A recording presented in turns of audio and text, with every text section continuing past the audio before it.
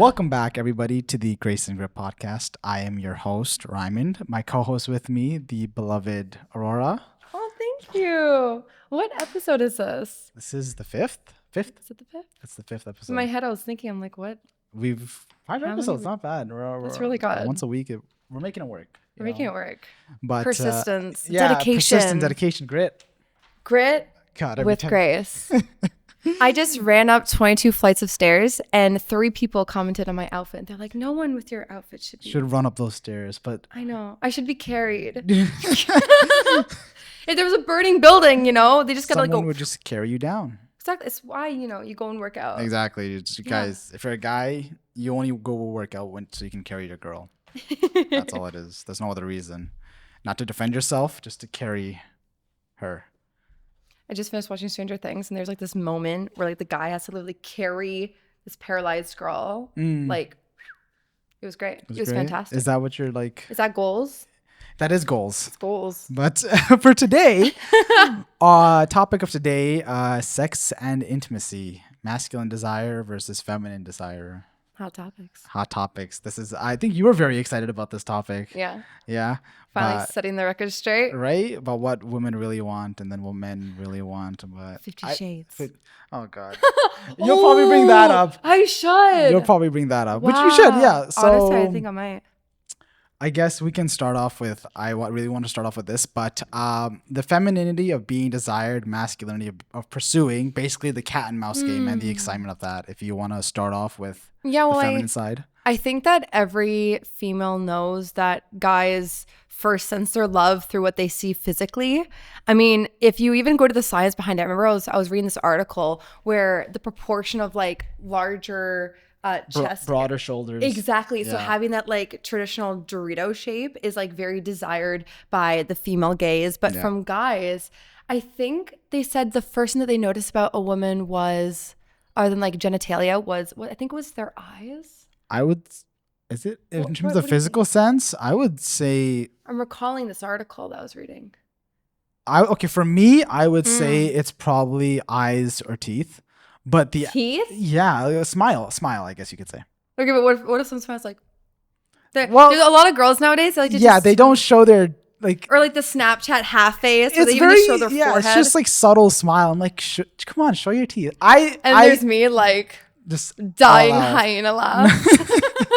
No, but it's genuine. A lot of women are just like, they just hide it, or they giggle. Yeah, they giggle or they just half smile. And I'm like, that's not what the guys want. At least me.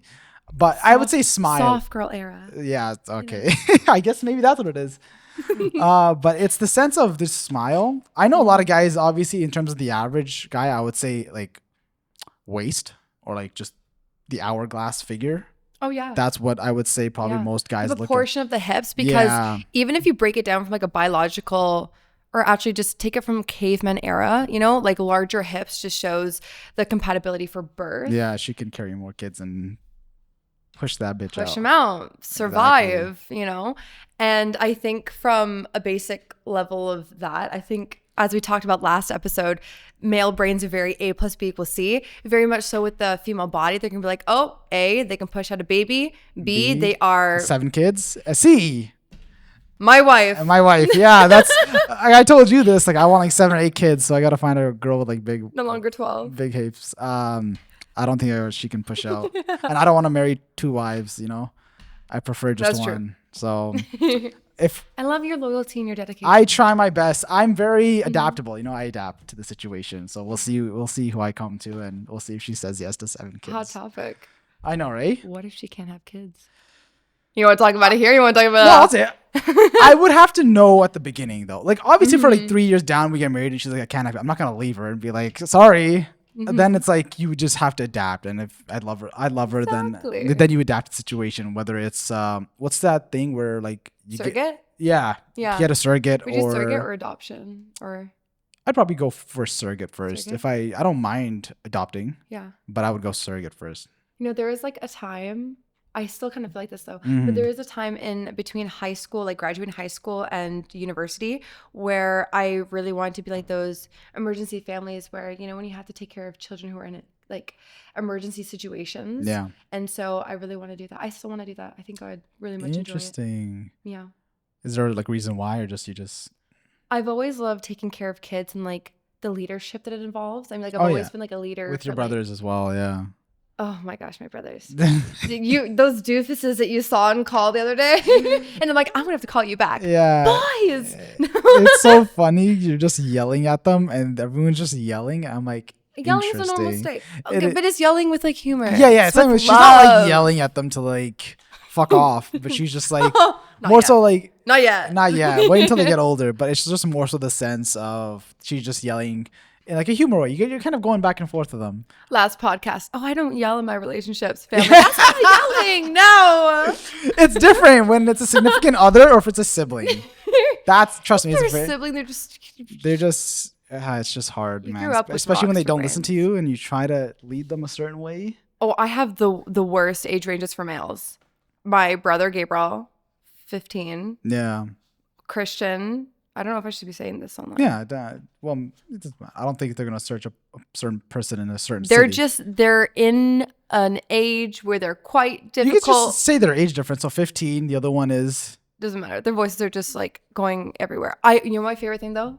It's when they're talking and all of a sudden just like, voice crack. Yeah. And they go extremely high. It's that I love it. It's so adorable. Puberty when you're just... Man, what was the original topic? Something about... the cat and mouse game. Cat and mouse game. Oh, yes. But honestly, like, in regards to, like, there's the male gaze and there's the female gaze. I love dressing up. I love dresses. Yeah. Even, like, today I came in and I'm like, Raymond, I wore all these dresses once. I need more dresses. You know? And she has, like, a pile of dresses. I'm like, interesting. They're buckets, right? Not just one. Oh, my gosh. I love my dresses, though. I love feeling good. I love looking good. Things that, like, accentuate the parts of me that I'm like, ooh, like, I look nice. See? There's the male gaze where, like, you know, being tight enough that, like, you look like a woman, but, like, loose enough that, you know, you have respect to yourself. You know, like that kind of, like, male gaze. You're a Christian woman.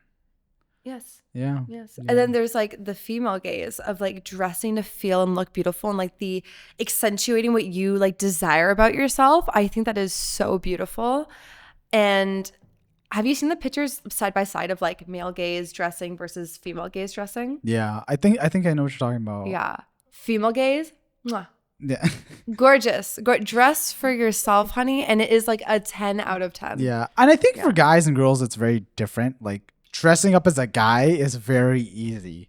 I wear a black shirt and black trousers. Y'all wear with like a belt, swaggy pants, watch, and then black shoes, and you do great. That looks fantastic. That's like very. No, I think that's dressing for. It really look is good. I think for guys, it's as minimal as you go, and then for women to look good, it's harder, and you go more complex. You know what I saw? I saw a picture of someone in your culture getting married. And when I saw that, I actually thought the exact same thing of like I'm not like dissing or anything. What I'm saying is the guy was wearing very like clean, white robes, like in the temple? Yeah. And then the female was like outrageous designs. It was gorgeous. Like all this jewelry. And I'm like looking at side by side. I'm like, should the guy be dressed up a little bit more? No. Like the guy just wears like just looked very like boom. Yeah, it's very much just like I loved it. Simple and then complex. That's basically what it is. But the guy wears like just the top, the bottom, and then like the turban. Like you even if you don't wear one day to day, like turban, you have to put one on during the ceremony. Yes. And then the woman, she has the nose ring going all the way around. She has the one on top going like. Is that only for marriage? No, I mean, specifically, you do have to wear it there, but you can just wear it whenever you want. It doesn't really matter. But yeah, it's even that sense where it's like, because I remember going to like my cousin's wedding and it's just we're in the temple and he's just, it's so unfair because he's just fucking around talking like during the ceremony, not talking a lot, but just making jokes here and there. And it's looked down upon for if the girl, it's looked down upon if the girl looked happy during that ceremony. She has to keep a straight face and she has to just like sit there and just like while the ceremony's happening. And usually the guy can just like joke around and do whatever and it's not looked down upon. It's very fucked up. Really? Yeah. I wonder what's... I don't know why. Honestly, that cousin though, like, I love laughing. Yeah, no, he was just, I was beside him because we're just like sitting beside each other and he was just like talking to me, just like, we're just saying dumb shit. I'm like, bro, it's your wedding ceremony. Stop talking to me. Talk to your wife. But no, it's in that sense where if she were to do that, talking to her girlfriends on the side, just like, like whatever and laughing, it's looked down upon. Because, well, I feel like if my future husband would just start talking to his friends, I would have been like, look at what I'm wearing. Exactly. I would feel there's a lot of double standards in our like culture, which I don't like. Like being brown, being Punjabi, I can see myself, and I'm like, no wonder girls tend to just like, sneak out of the house and do all these things to go against their parents because the guy, like, I can stay out all night. I can stay out for a few days as long as I message my mom, be like, oh, I'm just here, Toronto. She's like, okay. But if I had a sister and she were to stay out past 10, it's cooked. We've had this conversation with my mom where I'm like, oh, if we had a sister, like we would help her just have her like have fun, like for her freedom, like she could do whatever she wants. We would protect her in that sense. But my dad wouldn't like allow that, obviously, because a girl shouldn't be out past 9 o'clock or whatever, maybe. No, my dad wouldn't even let me go outside unless I was escorted. Like I couldn't take my dog for a walk without my brothers or go hang out with friends. Like it was very strict. I could go in my backyard. Wow. That had a swing set. There you go. No, I honestly, I love my swing set. It was really nice. But yeah. But it's that sense, like the double standards, I'm very much dislike. And I get it's every culture. Like every culture has the double standards for women and men. So I don't know how you're going to change that. But for me, I was like ready to set my foot down. Even like my younger brother's girlfriend, like I haven't met her yet. But in that sense of like, if there's things that she wants to do, but for some reason she can't because of either her parents or like just other external factors, I would be like, just do it. I got your back. Just go for it. It doesn't. Well, one thing I really do like that, what framed my mindset is that if I understand why and like the values behind it, the beliefs, like what they're trying to actually instill into me, then I can come to my own choice and decisions, like if this makes sense or not, or even if it doesn't make sense in this moment. I know that it'll be important later on, and I'll be glad that I did listen. At least, like with my family, that's how I went about it. Yeah. And with what my dad did instill in me, I am appreciative that he really wanted to instill protection around me. No, 100%. So yeah, but especially the protection, aspect. I get it because obviously, it's very unlikely for a man to walk out 12 in the night and get harassed. But it's much easier for a woman. But I feel very unsafe, like in the streets of Toronto. Yeah. Doesn't matter what hour I'm at, I do feel very unsafe. It's crazy out there. Especially with how the police will stand there, not doing anything. I've seen things that are astronomical. I know that if it comes down with something happening with me on the street and someone else, that I will have to defend myself. Because the police person will not do it. They will stand there. And there's security guards. Oh, he landed the first hit. Okay. All they said, no, I was taking public transit my first year here. And there was this woman who was getting attacked by this other woman. This other woman was homeless, right? Okay, yeah. And what happened was, I know that there's, a lot of factors behind it. I'm not going to get into it.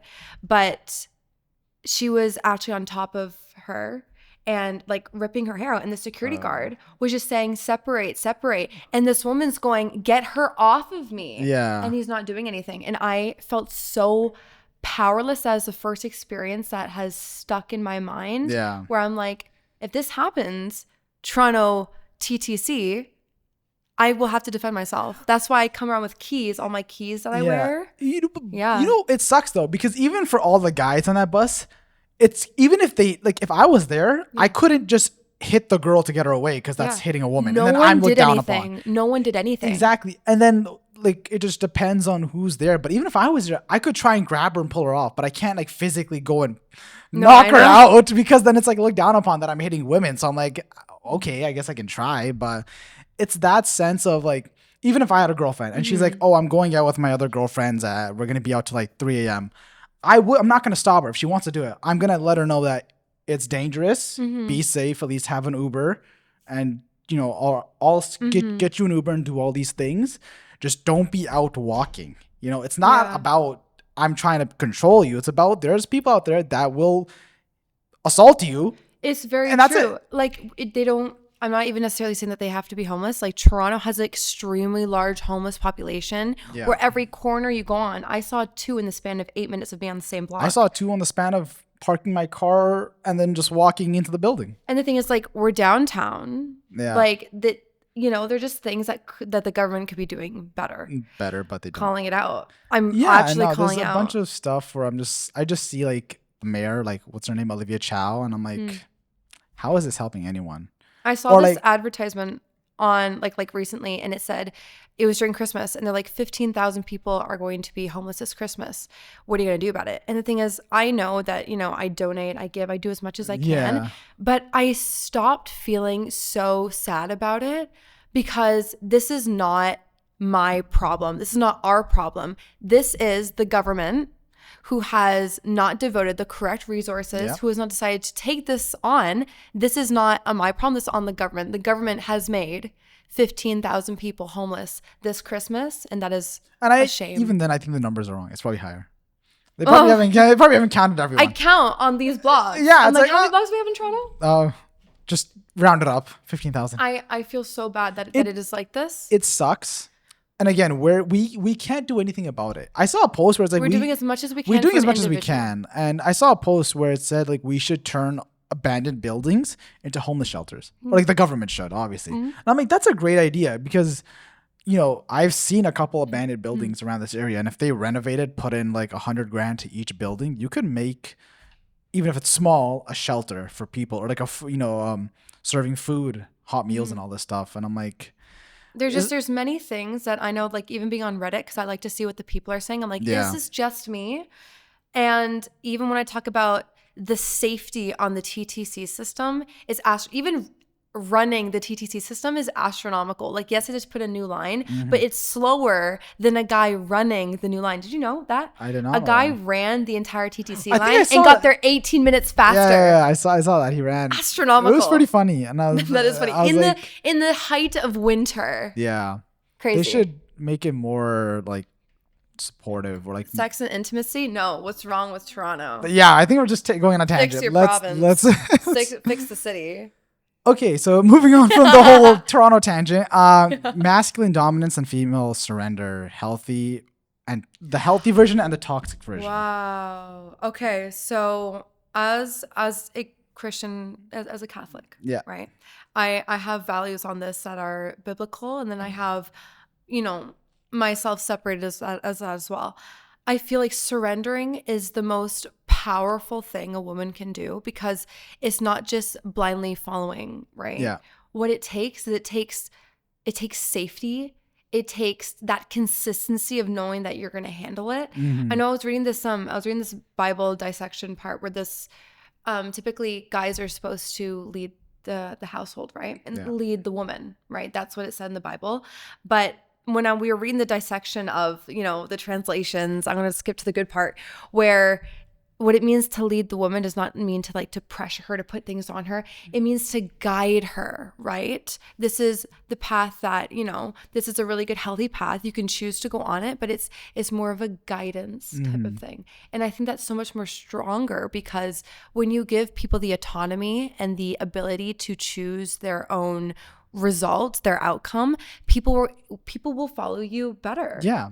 Just in leadership. If you show like as a man, the whole dominance part, if you show a woman that you can do these things, that's why money is a huge factor in terms of the man being a man, is you can show that you can support her lifestyle and take care of her. It's not just about, you do what I say or all these things. It's the sense of giving, again, like talking about, it's like giving a man a purpose in life is basically just him being able to provide for others. You don't want to have the void as your purpose. You want to give yourself an actual reason. So family, taking care of family is that purpose. Right. So in terms of the whole dominance part for men, it's that feeling of status. Of, I can take care of my house. My wife can do whatever she wants or go wherever she wants and just, enjoy her life. And it's the sense of the guy is making money and he has a status as... Isn't it the greatest amount of respect when a woman is able to just turn off her brain, hold your hand, you can literally walk her anywhere, you sit down, you order food or something like that, and you ask her, what do you want? And she's kind of like, I wasn't even listening to the conversation, you know? Yeah. She can be totally elsewhere, feeling present. I think that's something that is what comes with surrendering. Yeah. When it comes with surrendering, there's what the respects to the male, but to the female, you're able to be so present, so in the moment, where you're able to actively listen to what is important, right? Where you're able to look at your surroundings and look at how beautiful just the details in life are, you know, and you get to share that with your person. It's also in the ability of like, if you start crying, you know, you don't have to over explain to someone who you feel safe around. I can just tell you that I'm feeling sad for this reason, but you don't have to over explain and show your intent, I guess. Yeah. Well, I mean, like, I like showing intent, but crying just to cry, just letting it out.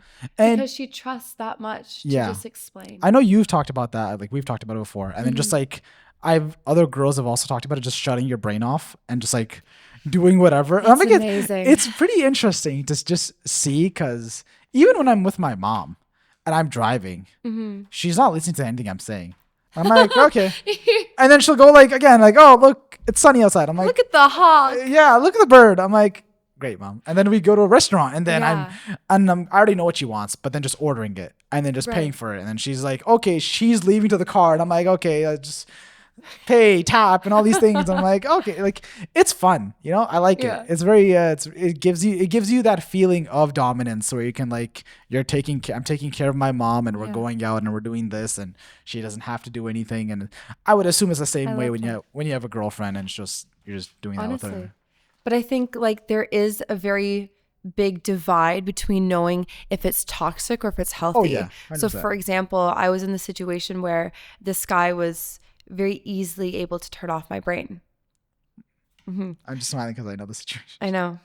But the thing is that I always had a feeling like this nervousness in my stomach where my brain was being turned off, but I actually felt unsafe. I felt nervous. I feel like I wasn't in control, and I wouldn't like the way that he was leading me, right? I wouldn't like any of the outcomes. And so it took knowing that it wasn't a consistency of feeling safe. It was knowing maybe the lack of him, but knowing that he's able to make me feel safe in certain situations, but not entirely not able to match my values or my beliefs, that made me feel very unsafe.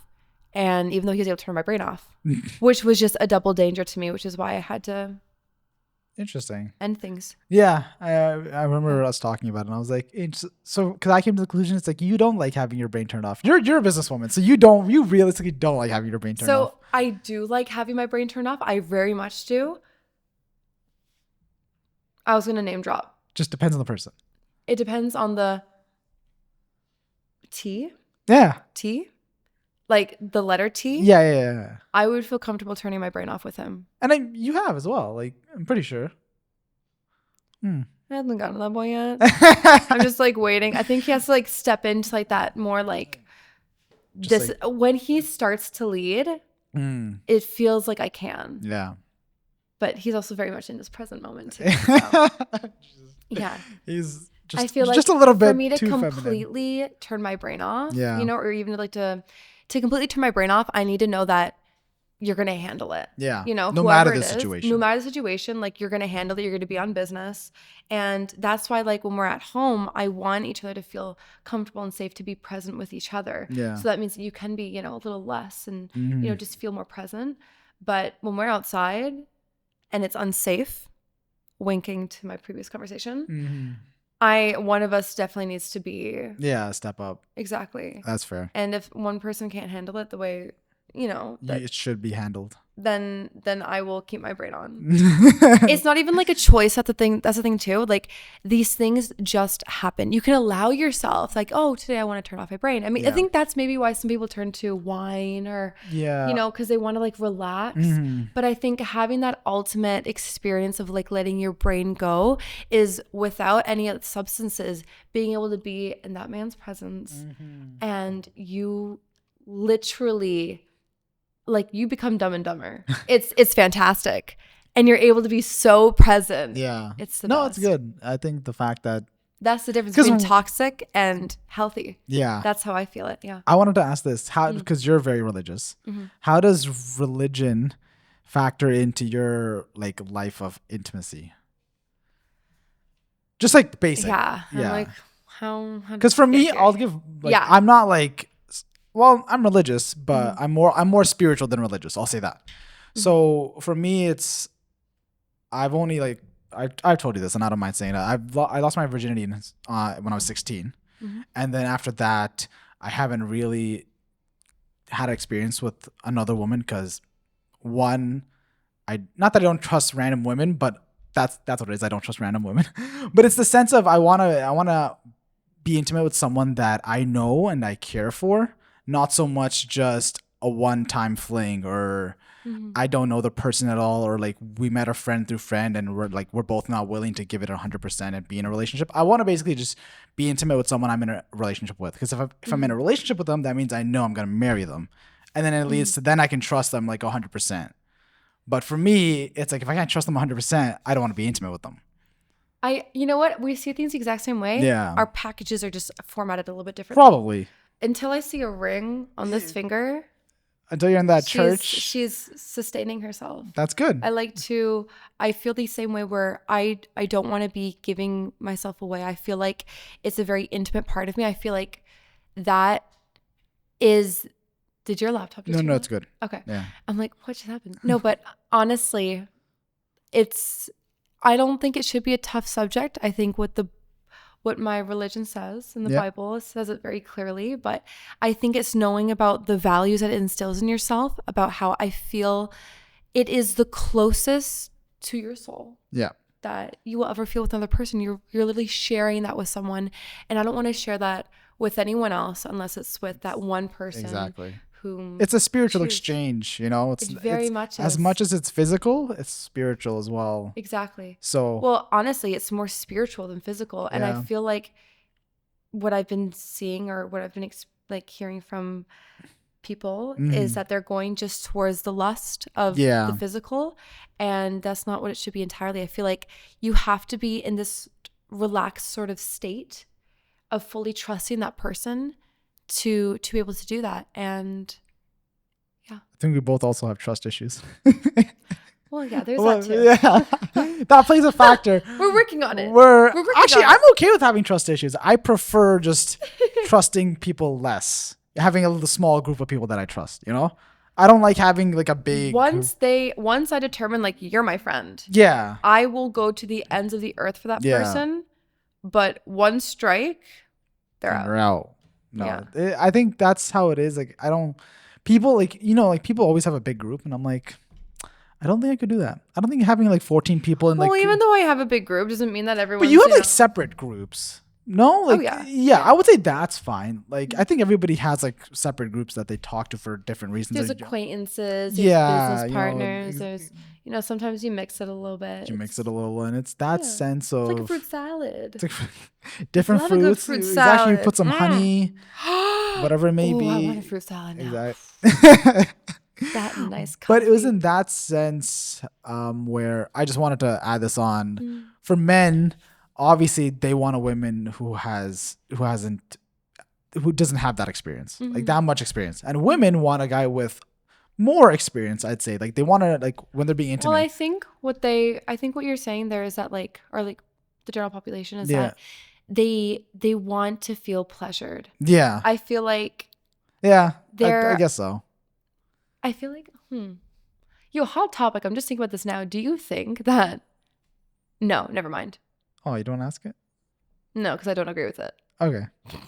But I'm like, I feel like when you're intimate with someone, you should be as open with them as you can. I know sometimes, we get a little shy about, be like, oh, this feels nice. This doesn't feel nice. Yeah. But having that communication, just figuring out each other's bodies, I think that's... And I think that it also goes with that when you're just like, for me and you, we just want to be intimate with someone that, like, just that one person. It's just watch 50 Shades of Grey. I mean, you do that once and then you're good. You'll know what to do. I already know what to do. It's just with that one person. But it's that sense where you're just comfortable with that one person. So you both can kind of just go with the flow and like you both know what each other likes. And I think that's the main thing of why I just want to be intimate with one person. It's just like knowing what we both like. And it's just, it becomes very simple. But you know what? When it comes for me and my guys, like I know that them having a number, it like when it came to my first body count relationship, and you know, every time that we would kiss or something, I would always be thinking, I'm like, am I good enough? Am I just as good as all the other women that he's been with? I don't know. I was just overthinking it a lot. My brain wasn't turned off, and I feel like I don't want to be comparing myself. Doesn't mean that this person has to be, you know, like not kissing anyone or, you know, whatever. Everyone has a past, but I do know that like for me, a number, something doesn't matter. It's that if they don't have a number, that's fantastic. Yeah. You know? That's interesting. Yeah. Well, I don't think most girls would agree with you. I think because with the higher the number comes more experience. But how much more special is it that he saved himself? Yeah. Just for me. That's I would say that's a good point. Most people wouldn't, but that's just the world we live in right now, so can't really blame anyone. But no, it's interesting. I like that. I think we're both on the same page where it's more special when it's just you and that person, you know? Yeah. I feel like when you're with that, you know, that ultimate person, you wouldn't want to think about your past. You would be so blessed that you saved a part of yourself for that person. Yeah. You know? I think that's the... I want to have all my experiences with that one person, right? Yeah. So it's like, look at that. We just relate on so many levels. But the next part I wanted is more so for just what women misunderstand about men. I don't know if you... I'll ask for what do we misunderstand about men? That's where we're leading with this. I don't know. I'll have you give your opinion on what you think. High sex drive men versus low sex drive men. I know this isn't... What do you mean? Like in terms of, do you know the difference between a high sex drive man in terms of not just sex itself, but overall encompassing of a man? And it kind of leads to testosterone, like the biological part of it, but and then the low sex drive. Well, I mean, everyone has to have a sense of control, and that just comes with, you know, working out, discipline. You know what? I can honestly say this, I'm actually very proud of. So everyone has a sin. Everyone has sin. I'm not like, it doesn't even matter that I'm delving into biblical or not here. If you're not religious, then separate it and just see it for what it is, like bare bone it, right? Is that everyone has a sin. Everyone has something that falls them on that they're not proud of, right? When I tried to defeat my sin alone, I just said, okay, like, you know, I'm going to work on it. And I try all these, you know, things to try to, you know, create barriers and work on my sin. It always fails. It always just comes back. But I was listening to this preacher on my phone, and he said that you will continue to fail unless you ask the Lord to be with you. And I'm like, what does he mean by that? And so I started praying, and I realized that when I prayed and I asked him, like, Lord, take this sin, replace yourself with me, like take upon my sin, because I clearly can't do it alone. You've seen me for months, you know, try to work on this sin, and it's not budging. It's only just been me, and I feel like I've blocked you out, and that's something I really want to work on. And I'm inviting you to save me. I'm inviting you to help me with my sin. Yeah. And ever since I started doing that, I have not felt the same temptation. Yeah. I have not committed to this sin. It has felt so light. And every time I feel a hint of like, I just say, Lord, take my sin. I'm not strong enough to do it on my own. Yeah. And it has been wonderful. No, I think I don't even say you have to be religious for this, but it's more so like the higher being than yourself. Right. You know, it's that spiritual sense where we're connected to the universe. So you're asking the universe for help. And obviously it's all energy. So it's sending you the energy that you want, which is to not sin. You can't do it on your own. And even then, like I've talked to like a lot of different people that are like either Muslim or Christian or whatever it may be. I wouldn't even say like, because you know how it's like the whole goal is to not sin at all. I wouldn't even say your life is it's hard, but life isn't even about being the perfect Christian or Muslim. It's about progress. It's about trying to be a better person. It's the journey. It's the journey. You can be a quote unquote shitty person for 20, 30 years of your first life, and then something changes, and then you genuinely want to be a better person, and you attempt those things, and you become better slowly, but you still sin a little, but you still try. I think I think trying is what matters the most. Because if you genuinely try, I think you'll be invited by God no matter what. I think it's no matter the circumstances you're put in life, whether it's a shitty family or just heartbreak, whatever it may be that made you or a shitty person, but now you're trying to be a good person, being kind, caring, doing the right thing. I think that's what matters. Even if you do that starting at 60 years old and then you die and you're That's so true. I don't think it matters. Not that it doesn't matter, but if you genuinely change to be a better person, no matter what part you are in life, you'll be invited by God. I think that's all it is. When people say, oh, this person sinned when he was 14, I'm like, is he trying to be a better person? Yes. So that's what matters. It's not, oh, they did this, and it's not like a record book. Like I feel like that's what people think. God's just writing down every person and every all sin. All is forgiven. All is forgiven as long as you fully let go and know that. But you know what? I feel like when it came to my childhood, right? Like up until like not 18. When did COVID start? Okay, around like 17. Okay. So trauma aside, trauma aside, I had a really good childhood. I feel like I was very, girl by the book, very religious, went to mass, volunteered, did all these things. I was very much in like my, Maslow's hierarchy of needs. Yeah. I was at the top. I would say so as well. It was awesome, Besides the trauma. And then COVID happened.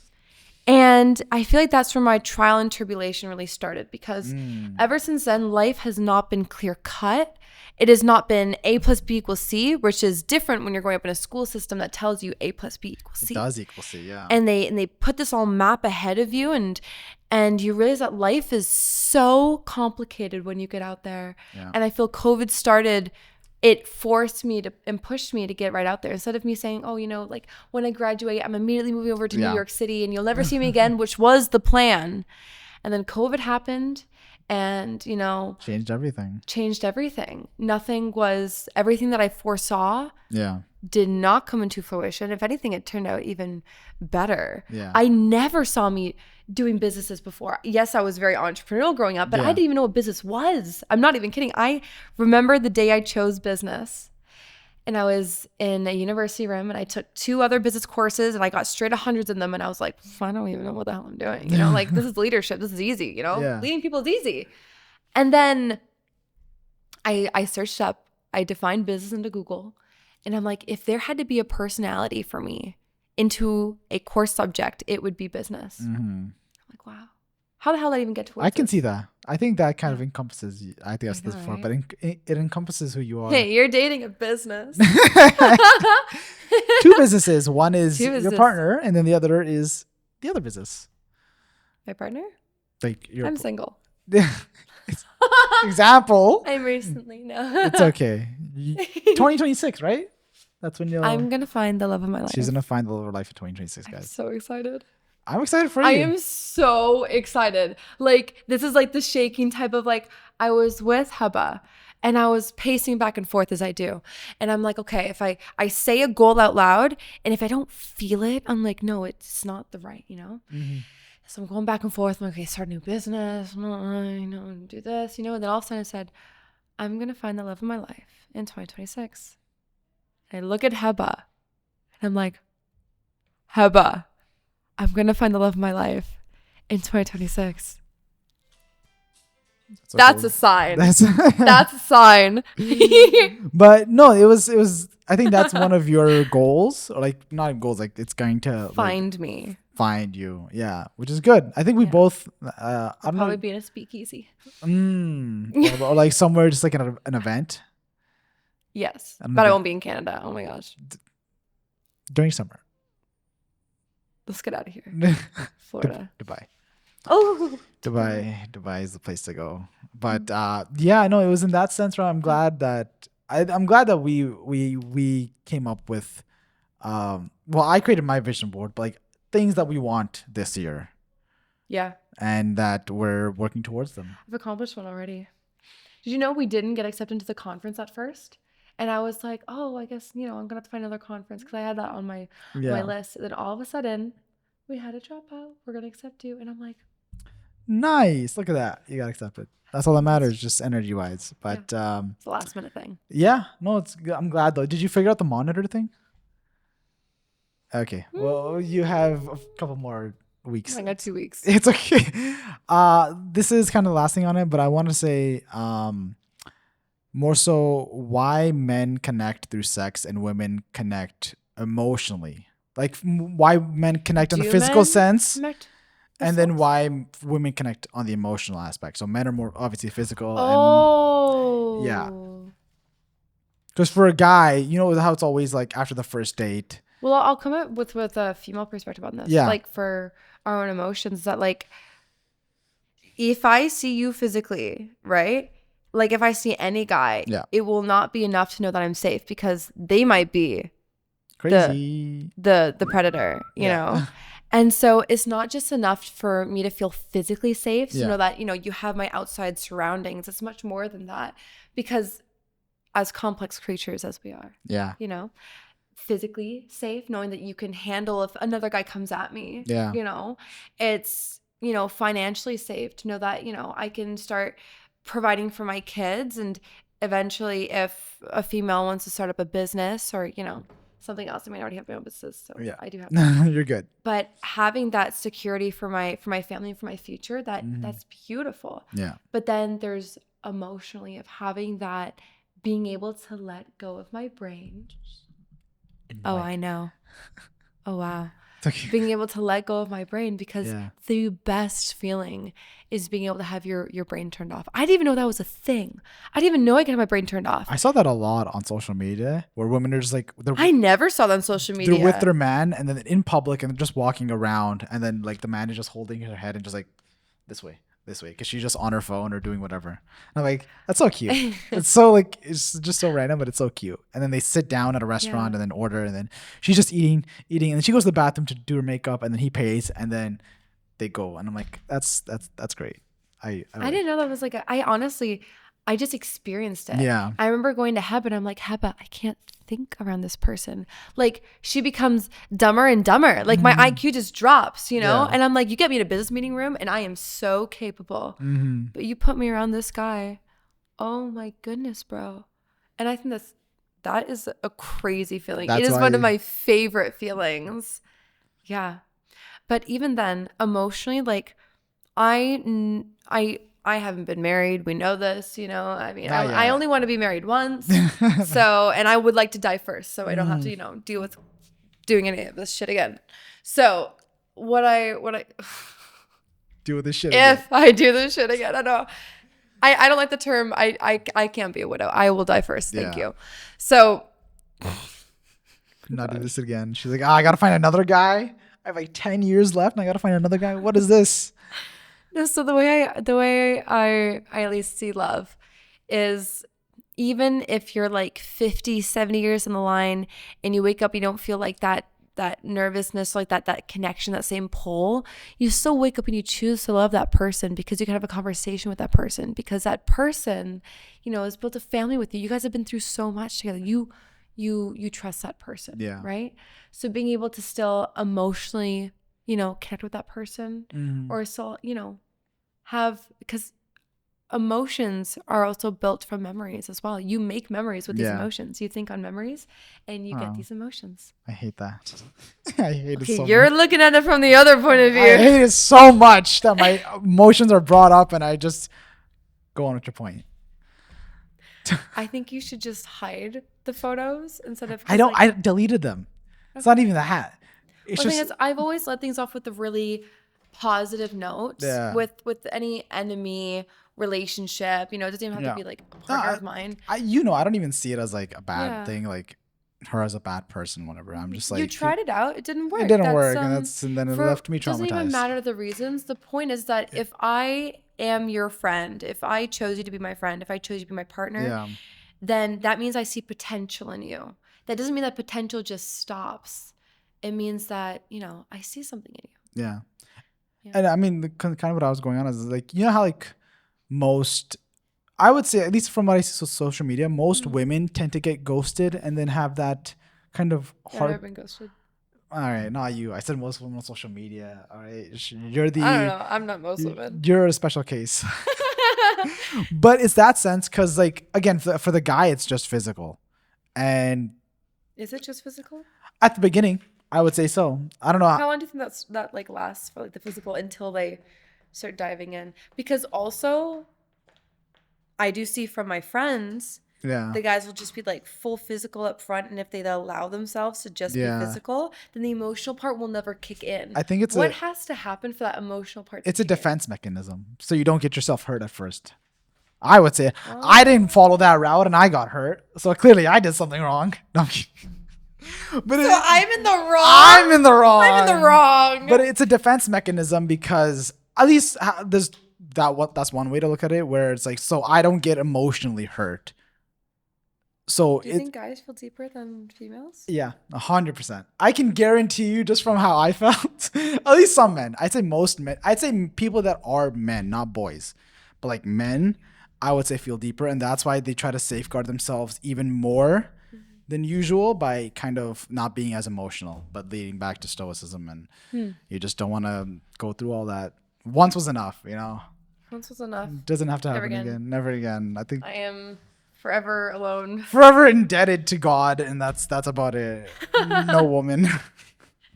But no, it's I would say it's a defense mechanism. So the guy after the first heartbreak, it's just safety. Just you want to protect yourself emotionally rather than, give yourself and be open until a certain point. It's really weird because like looking back on it now, I don't think I've been through a heartache. I remember there was with that one, I guess, situationship thing, before situationship, I don't know.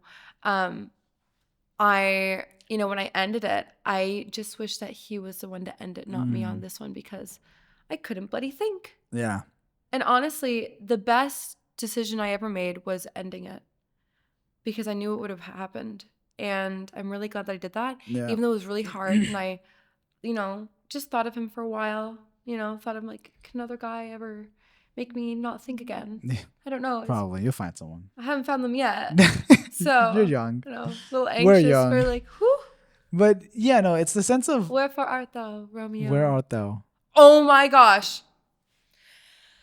I watched a play recently. Oh. Didn't like it. Oh yeah, yeah. Tell me about it. You were like, it was the day you were pissed, right? Or you were just pissed all day.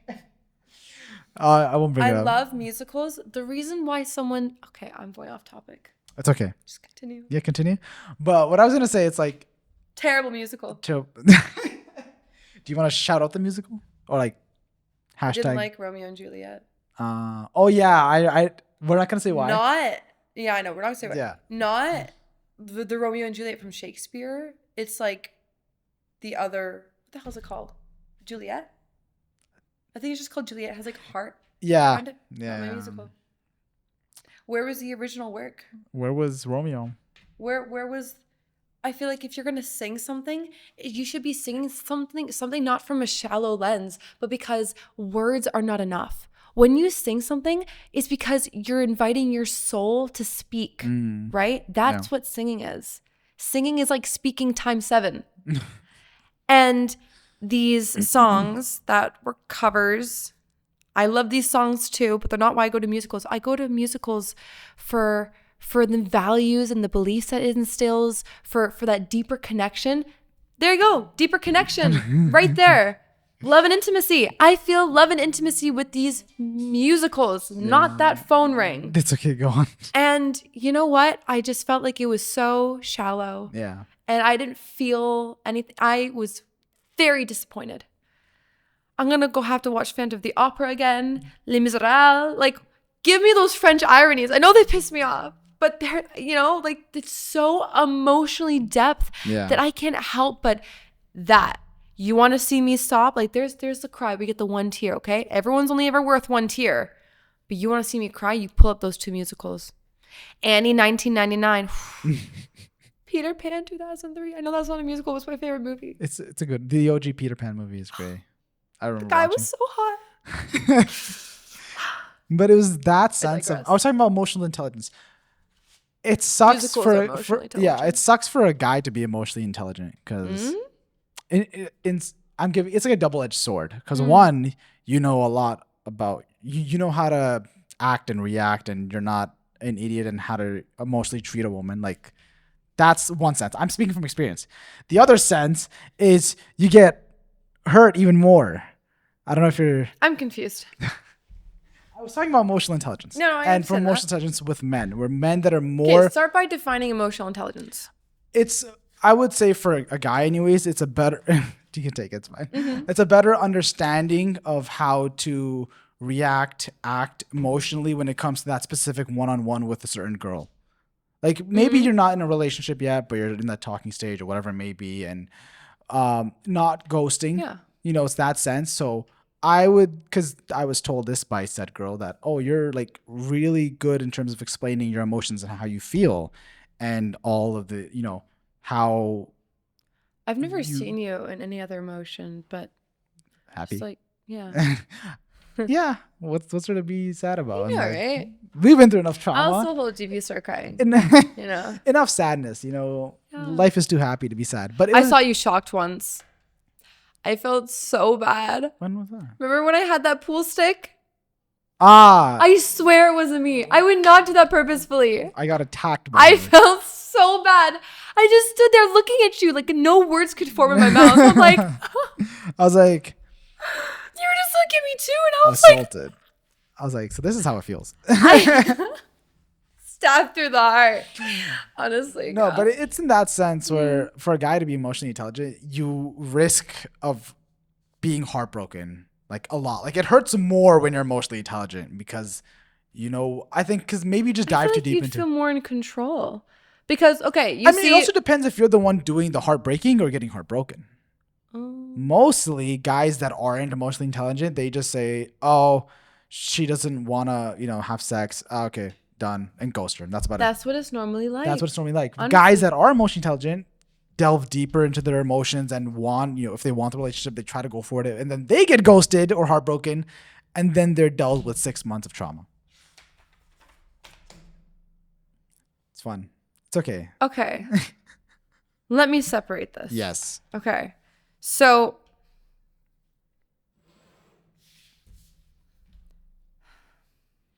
where the hell do I start with this? I've had a conversation with a guy who doesn't want to be in a relationship unless there is sex involved. Because they believe that, if they're not able to get off, per se, that's the best way of saying it, and they're not able to, come to that ecstasy feeling, that it's not going to work out. I can understand that perspective. To an extent. But what is the goal? Physical bodily pleasures or that soul connection? Because if you don't have that soul connection, if you don't have that emotional connection before you dove into doing just plain, I'm going to say plain sex in this way. That's fine. Then you're not getting that soul connection. What you're getting is just a body. I agree. That actually makes me feel really sick saying that. It sounds so bad. That makes me feel really, It is what it is. Like that is what it is in this generation, where it's just, you're just doing it for the body. You're not doing it for the connection. It literally says in the Bible that you have to just get away from your skin. Yeah. Get away from your skin. Because our whole emotions, our whole soul is not encompassed to just this perimeter of flesh. Yeah. It is so much more. And how much better, I wonder if we can take a poll online, how much better is it if you've had a soul connection for people who are married, like tell me that you had intimacy with your wife. Yeah. As opposed to people. It's just better. I think it's just that connection of. Do it for your soul, not for the body, because you do it for your body and you're not going to feel what you really want to feel. Yeah, it's just momentary, but when you're with that one person, it doesn't even last. When I've heard things online. Not online. I've heard things from my people. Yeah. People who I've talked to, and they sometimes feel very guilty right after sex that they don't want to touch themselves. They just like ew, and they just leave. Yeah. How sad is it? Like that you can't even look at yourself, because I get it, everyone makes mistakes, and but you shouldn't have to experience that or make the other person feel like they're an ick. Yeah. Because you didn't do it for your soul. You did it for bodily pleasures. It's that euphoric feeling. That's temporary. That lasts 3 seconds. Yeah, that's why I jump out of planes. Okay. I was waiting for that to get through. I'm like, yeah, that's why I like the rush, so it just leads me away from that and leads me to. At least you channel it healthily. In a better way, right? Seeing death, It's close enough. It's that feeling. Yeah. But I think this can lead us to our game that I had for you. Oh, I have no idea about this game. Yeah, it's a surprise. I saw it on TikTok. It's a podcast called S&G Podcast. Okay. And they're like two guys from like Britain, and like they do a podcast. Britain. We love the British. We love the British. It's called the $100 million yes or no game. Okay. So I'll give you the rules of how it's gonna go. There's 10 questions. Okay. Each question is worth a certain amount of money. It's gonna start off on the lowest. So the first question is worth $100K. If you answer it and you say yes to it, you get that money. Let's say to the second. I get that money. I receive that money. Metaphorically. Okay. And let's say I'll say yes to all questions. Well, we'll see, because the questions can go a little bit. Yeah. Say you say yes to the first question. Like, would I do that for that amount of money? Yes. Okay, I got you. Let's play. And then it's cumulative, so you don't lose money. It's just if you don't do question 2, you don't get that money, but you can go to question 3 and get that money. Okay. Question 1. For $100,000, your music. You have YouTube Music, right? Mm-hmm. Yes. So do you know about music raps? Like at the end of the year, they have like a list of everything you listen to and all that stuff. Yeah. Okay. Your music rap gets announced at every event you go to. So it'll be a list. To every My music's awesome. Okay. Music instructor. I sing. I do performances. Yeah, I'm awesome. 100. Everyone loves my music. $100,000. Boom. Good. Easy. For $250,000, you and your mom watch 50 Shades together. Together. You both watch it together. Yeah, because 50 Shades of Grey is not what people think on the surface level. This is what I'm talking about. The surface level and the actually emotional level. Very strict things. Should I go? I'm go for it. Just side quest here. 50 Shades of Grey is about this guy who was taught that love is physical, aka what we were just talking about, right? So he had this false perception of what love was. And then you have this girl who's never been in a relationship before, who has saved herself, right? Or just not had sex. And she is this writer, she wants to write about love. She wants to read about love. And she falls in love with this guy who, just thinks that sex is love, So he introduces her to his world. And you'll see at the end of the first movie, I'm going to spoil it because everyone should know by now it's been years old. Yeah. So she breaks off with him because he doesn't understand the emotional connection depth. And he hasn't allowed her to come in emotionally to his soul. Then the second movie, they get back together. Why? Because he's willing to open up to her. He's willing to start building that emotional connection. He is willing to start learning how to love the way she sees love. So you have this girl who's never loved before, but knows what love is. This guy who thinks he knows what love is, but has like done the intimacy, and they come together and they complete themselves. That is so beautiful. Wow. Good. Get that off your chest. Yeah, but it's not just as shallow as a good. It's a wow, what an amazing analysis. I'm definitely going to watch that movie when I go home. You should. I think every guy should. You want me to. I had this ex who watched 50 Shades of Grey because I told him to watch it, and he actually did. He took notes, actually. Interesting. He did. I was very proud of him for that. And that's why he's an ex. Oh. I'm joking. He was really great. Next question. So for $650,000, you have to debate a group of feminists every 3 months. No. On masculinity and femininity. No. Every 3 months for the rest of your life for $650,000. No. No? Okay. So you're at $350,000 right now. That's fine. Honestly, that saves me emotionally. This one's pretty easy. I'd say this is pretty easy. For $1 million, you let your phone autocorrect messages for a year. No edits. Doesn't matter if it's a serious message. It doesn't matter what it is. It has to be autocorrected. That's how you send it. And you can't give a reason why you sent it that way or why it's... I have a business. 2 business. How much money? $1 million. I can't say I meant to say this. Nope. It's just that's the message. Okay, but before I send it, I could reread it, right? No, but you're typing it out and then you send it and then autocorrects. And then that's the message. You can't delete it. You can't re-edit it. You can't. Okay, but if I didn't send it. If you didn't send it, but it's only going to autocorrect once you send it. So for $1 million. And that's for just a year. I would do it, and then I just give half of it to the guy who autocorrects and just be just disable this. No, it just happens. It just happens. It's a yes or no. How much is it? $1 million. Yeah. Yeah. Yeah. Okay. Yeah. Yeah. So a lot of it's just scheduling. Okay, that's fine. And then if it's you guys, I don't care if you guys misinterpret it. Yeah. You guys will probably laugh. Yeah, be oh, she's... Plus, anyone who's close to me, we don't text, we just call. Yeah, that's fair. Okay, no problem. 1,350,000. I'm rich right now. So this one was funny watching it on the podcast, the guy doing it, because he was just his instant reaction was get the fuck out of here. But you only have one ex. Yes? Yeah. Okay. So that's why I wrote / This, but I have complications. Yeah, those don't count. This counts for $2 million. But I think I already know your answer. You get $2 million, but your ex gets one of the $2 million. Okay. That's it. So you get that's the question? That's the question. Oh yeah, 100%. Yeah? Yeah. Okay. That other guy. I leave things off really good with everyone, ex or complication. Okay. That's fine. So what is that? They're awesome. Honestly, I really do wish them the best. They are an incredible human being. That's good. Yeah. You're at 3,350,000. Wow, good man. Thank you. Question 6 for 5 mil. Where's it 6? Yes. Yep. You lose all sense of taste and all sense of rhythm permanently. No. No? No. Okay. You even mentioned food. I just can't really say. I agree with you though. I agree with you. You lose all sense of taste and rhythm.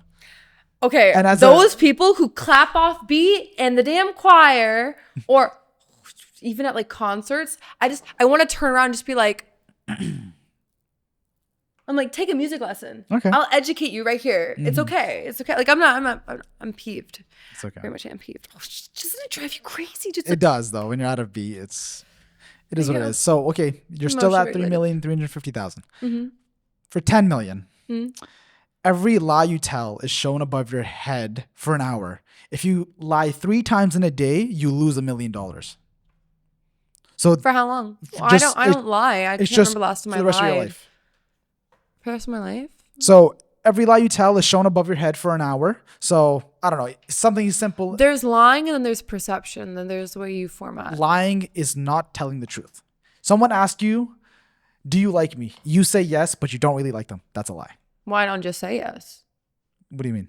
There's perception. No. That's what it is. It's yes or no. If I ask you, do you like me? If I had a lie detector on me at all points and I'm I think I'd pass it. So is that yes or no? How much is it? 10 mil.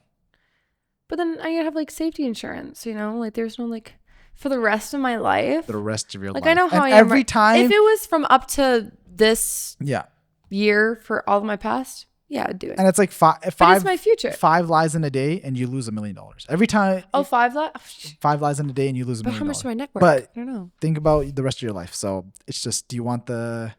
No, I don't know. For 10 mil. I can't remember the last time I lied. But I do know that there's a way of formatting things. Mm-hmm. And then it's just perception at that point, which isn't my fault. Mm-hmm. Sounds really funny.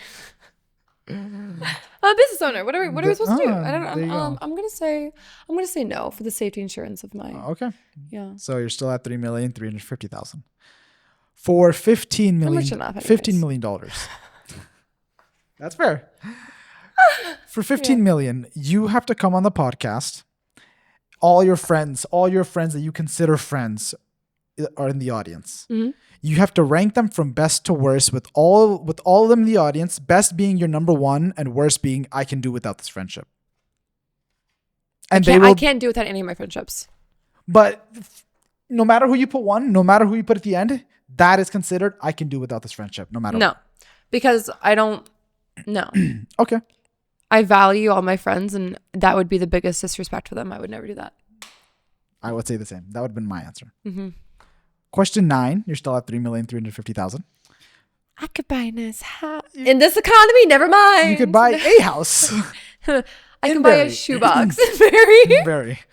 For $25 million. I think you'd be okay with this, but you tell me. Your bank transactions from your main account for one random month from the past 3 years gets read out publicly.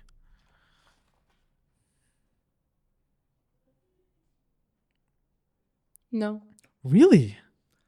Because there's a way of how people are very shallow and they will only listen to if it's a big number, if it's a small number, if it's a medium number. Everyone has their own different perceptions of that. And I never want to be wanted for money. I don't want to be seen as if someone has a perception of less. Like it's not worth it. I would have been like, fuck it, I have nothing to hide. You see my bank transactions? Can I open up a new bank account and then just like no, it would be your main account that you have used the most throughout your life. No, the only person who should know that is my partner. Okay. Yeah. I would have been like, fuck it. Do all 3 years. I don't give a shit. I have nothing to hide. I got 3 million already. We're good. 3,350,000. Last question for $40 million. And because of what you just told me, like from the previous questions, I'm going to change it a little. Okay. Certain sibling. Yep. Okay. Does an episode of the podcast named What She Is Really Like. Whether what they say is real or fake, it gets posted and viewed by hundreds of thousands. What she is like, what I'm really like? Yes. Like whether it's real or fake, whether what they're saying is true or not, it's out there for $40 million. You could buy an island and just live on the island for the rest of your life. I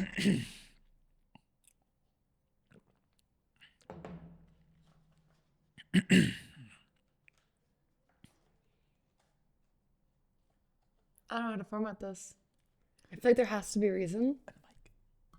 There you go. Hello. I feel like there has to be a reason on whatever my answer is. Yeah. Would you? Yeah. Yeah. I mean, I would change the question, not my, because we're okay, but I don't know, someone that doesn't like me. Yeah, I would say go for it. I don't give a shit. 40 million? No, but the thing is, I've grown up with her saying things every single time that she's around her friends. Yeah. Even when I'm around my friends. And you know what? That feeling just never goes away. So, no. Okay. Yeah. That's the end of the game. That's what's the 100 million. It all equals to $100 million eventually. So you have $3.35 million. Wow. How many did I say yes to? It was 1, 2. 1. No. You said 4 out of 10. Oh wow. Yeah. It's okay. It's good though. I don't know. For me, like these last two, I would have said just yes, and like I buy my own little island in Dubai, and that's about it. Privacy too. Privacy. Okay. To a certain extent. So I'm very open in my life. I'm very much an open book on the things that don't matter to me. Yes. Then you tell me to be vulnerable. Everyone's like, "Oh, Aurora, you're so vulnerable, and you're able to let everyone see it." I don't actually care about those things. You want to actually see me break down my walls, say what I actually care about. I don't think we want to hear the real thoughts, huh? No, like it's a big thing. Yeah, no, 100%. Yeah. And that leads to the last part of the podcast. Plus, I'm a business owner. What the hell am I supposed to say? But with 40 million, you don't even need to do a business if you don't want to. I know your business, that's your person. For question number 9. Oh yeah, that's. I see your bank transactions. Get your own business. But that leads to the end of the podcast. Now we have the quotes. If your phone's still alive, you want to quickly check that. Hold on, I read up a note right before we started this. Why don't you say yours and I'll like remember mine. So there's 2. Remember, it doesn't matter if you're the prettiest shade of green if their favorite color is blue.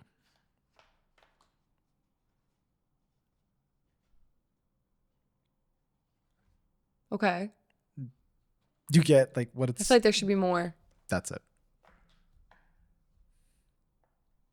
Well, like we're all just human. Is that what it's in the sense of you can be the best possible person you think you are, but if she doesn't or he doesn't like you, they don't like you. Like you can be the prettiest shade of green, emerald green, but if she likes he likes the color blue, then it's not going to change. You know, it's the hardest thing too. This took learning. You can't change a single person, and you shouldn't change yourself for that person. 100%. That is the hardest thing to learn. 100%. And then my second quote: people want to win without losing, but even heaven demands death.